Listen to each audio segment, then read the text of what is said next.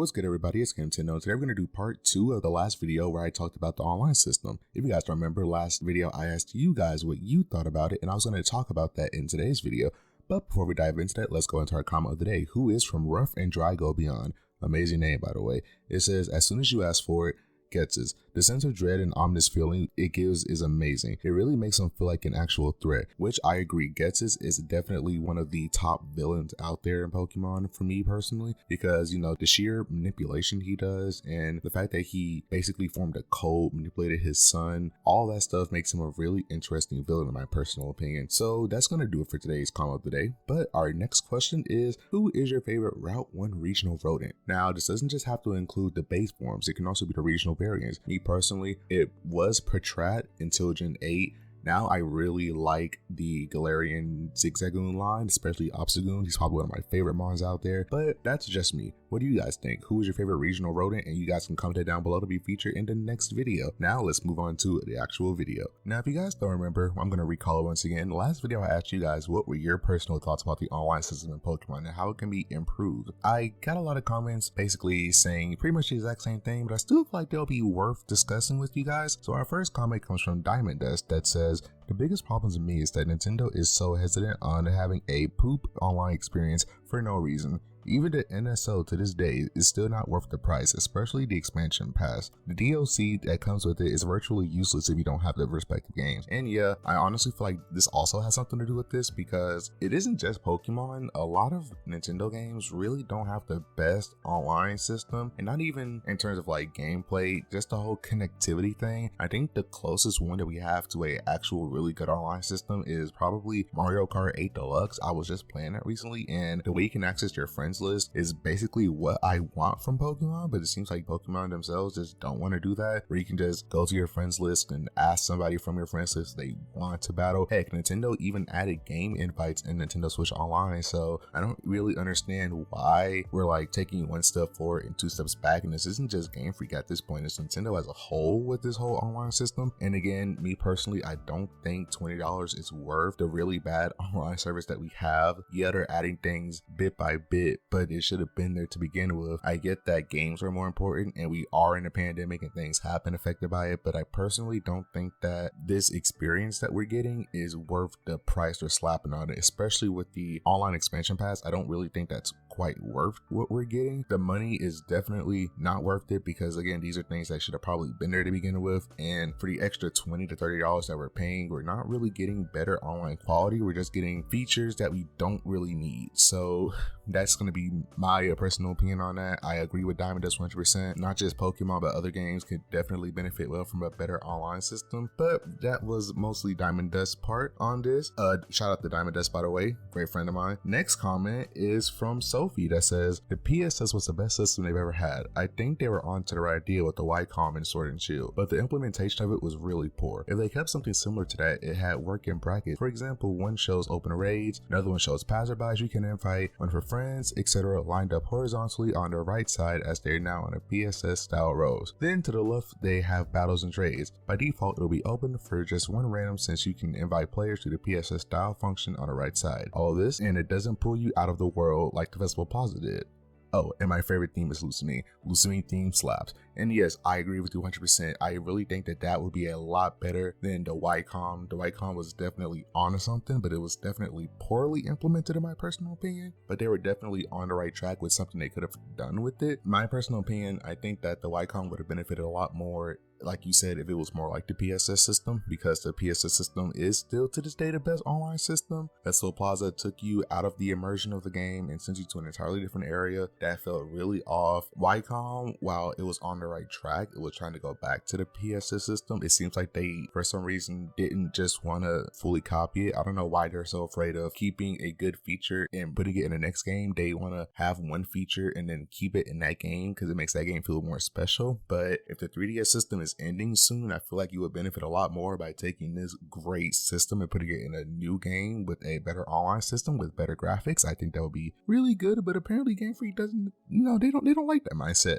So Again, Sophie, I really do agree with you. They were definitely onto something, but for some reason it went up a bit and then just plummeted in terms of implementation. And I know the main focus was raids. That's like, it was really cool going on a passerby. You see the little icons like flipping through the screen. It's like, so and so just caught this, so and so just did that. That was really cool. Now, if we had, the ability to do that with our friends outside of just all of us going to a raid and hoping that we all end up in the same like raid den or whatever, if we could do that, that would be really cool. Like if I could personally invite my friends to a raid instead of having to send out a private code for them to all enter, that would have been way cooler than just going into a raid den and hoping that my friends landed in the same raid as me, or getting a code and just putting it in and they type in that code. I think an invite system would be a lot more easier, but for some reason they don't. But that's gonna be Sophie. Thanks to Sophie for that. And we're gonna move on to our next comment. I'm actually really enjoying reading these comments, by the way. These are really fun. Our next comment comes from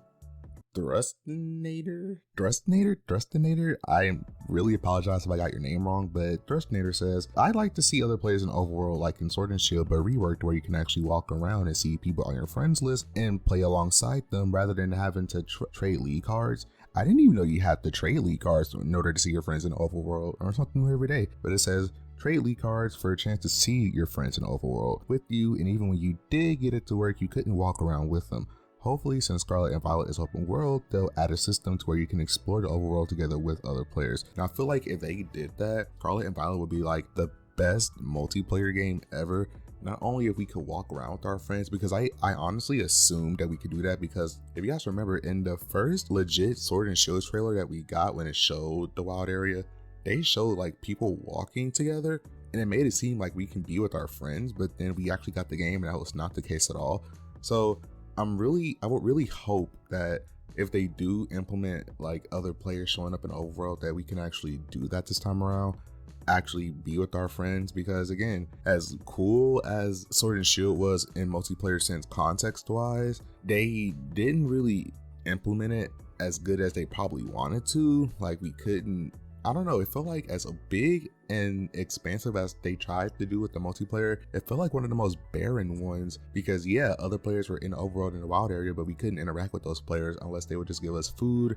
And to be honest, I don't think not that many people did curry, and especially since there's like a whole curry dex thing and stuff, I don't think people did the curry system that they thought we were gonna do. Like, yeah, curry's cool, it was great, but it wasn't, I wanted to do like multi battles and trading and stuff like that. Bring back the GTS. I know it's like home only now, but like that also gave us like a cool incentive to complete the decks. The GTS was right there. But yeah, I really hope that they actually do implement Overworld friends showing up again, and we can actually talk with people on our friends list, because I'm starting to think that the friend list no longer matters at this point, because the 3DS had a friends list down packed, while the Switch has it to just like, they're just people that you can't really do much with them unless it's like Mario Kart or something like that. I don't know, but I really hope that they actually take the time to flesh out the multiplayer when it comes to friends list, especially in the overworld, because I actually want to explore this big open world with my friends if that's possible. But I don't think we'll do that because it's Game Freak, and it might make that like a whole, this was a Sword and Shield feature, not a Scarlet and Violet feature, and just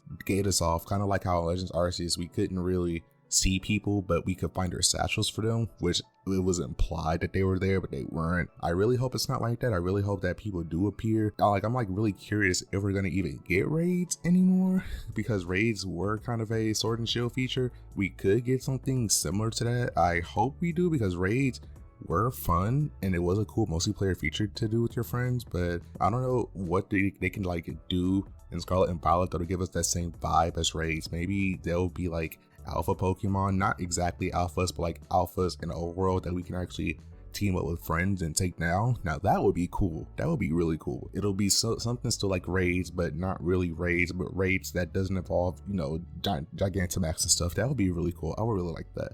But thank you, Thrustinator, for that comment. We're going to move on to our next comment, which is most likely our last comment, because I do have other things I need to do, unfortunately.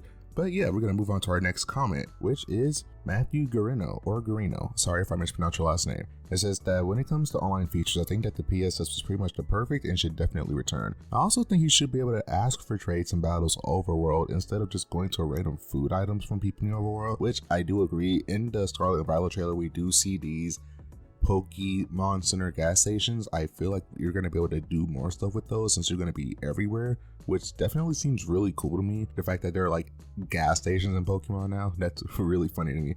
But it says it could lead to things like meeting friends and agree to an area to have a small tournament.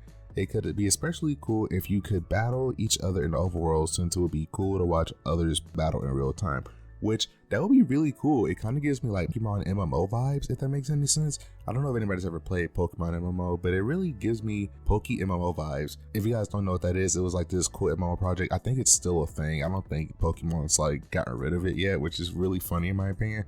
But yeah, it really gives me those vibes where players would just try to like battle in the overworld, and you can really see that, and like you can like walk around with friends, explore every region. I believe every 2D region. I don't think they adapted the 6, 7, and 8 regions in 2D, but it was again a really cool game, and I really liked it conceptual wise. And I feel like Game Freak kinda maybe took some of that when they were making Sword and Shield with the whole overworld thing. Personally, I feel like they do. They don't like to admit it, but I do feel like they take fan concepts, make it canon, cough cough, regional variants, but it's something. But that doesn't do it for all the comments. I wanted to do more comments, but a lot of them are just echo chambering PSS return, which I feel like that in itself is pretty much a like unanimous thing that we definitely need the PSS back, or at least something close to it. Maybe PSS 2, PSS Plus, either or.